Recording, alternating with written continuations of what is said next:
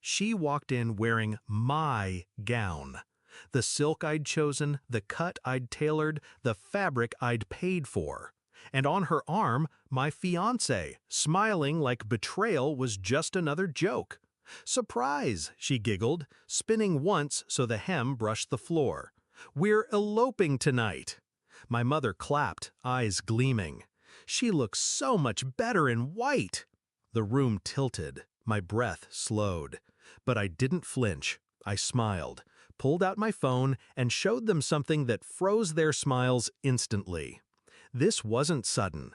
My sister had been trained since childhood to believe everything of mine should be hers: toys, clothes, attention. And when she wasn't given it, she took it anyway, wearing her theft like a crown. I covered for her for years, protected her, even loved her, despite the cuts she left in her wake.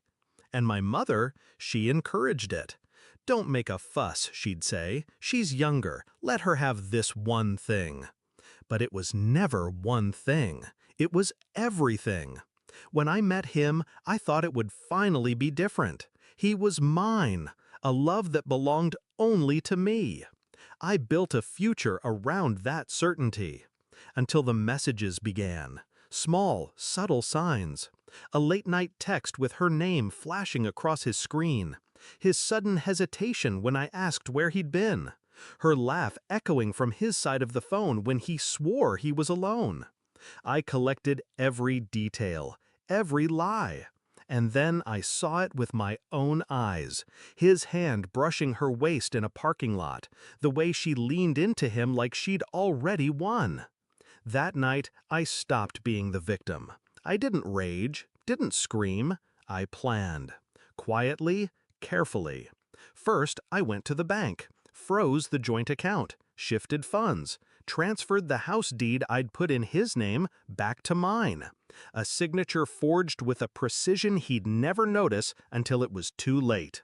Second, I visited my lawyer. A prenuptial agreement already waiting, ironclad. Everything of mine stayed mine. Everything of his was vulnerable. And the moment he cheated, it was void. Third, I pulled my sister's phone records. Easy, once I had her password. She used the same one for everything. I gathered screenshots, videos, recordings, enough to scorch the earth she stood on. And then I waited. The rehearsal dinner was perfect. Every relative, every friend, every witness we needed gathered in one room. When she appeared in my gown, when he stood beside her like a trophy, I felt no heartbreak, only a sharp, steady calm. Their betrayal wasn't my undoing. It was my stage. "Surprise," she'd said, and my mother clapped like a seal, adding, "She looks so much better in white." That was the cue. I smiled, pulled out my phone, and tapped the screen. The projector lit up behind me. Their laughter died as a video played, my sister, in her own voice, whispering to him, "She's so stupid, she'll never know. Once I wear that dress, it's mine forever." Clip after clip, their texts, his voice calling her my real bride. Screenshots of hotel reservations, photos of them in the gown together. Gasps filled the room, chairs scraped back. I turned, met their eyes, and spoke only once. "Check your mail." The silence broke into chaos. My mother's hands flew to her mouth. My sister's face drained pale.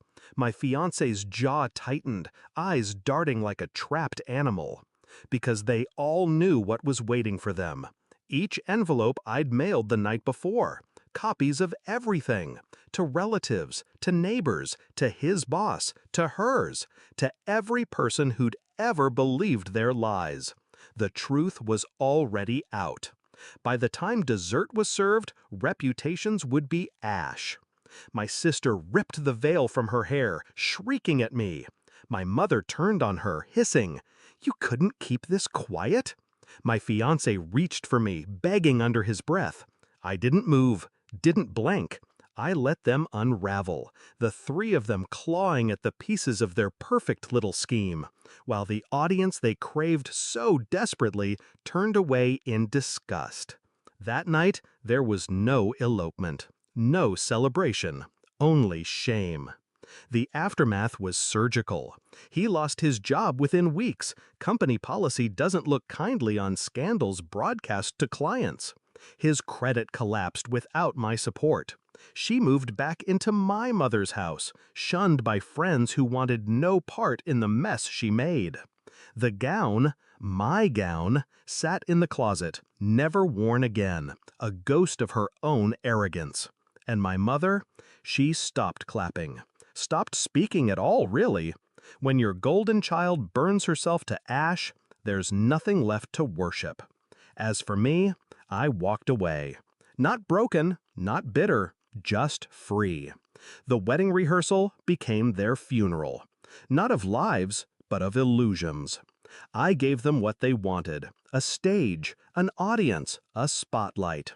And then I made sure the truth burned brighter than their lies ever could. When people ask why I smiled that night, I tell them this. Because I wasn't losing a fiancé, I was losing dead weight. And I wasn't watching my sister win, I was watching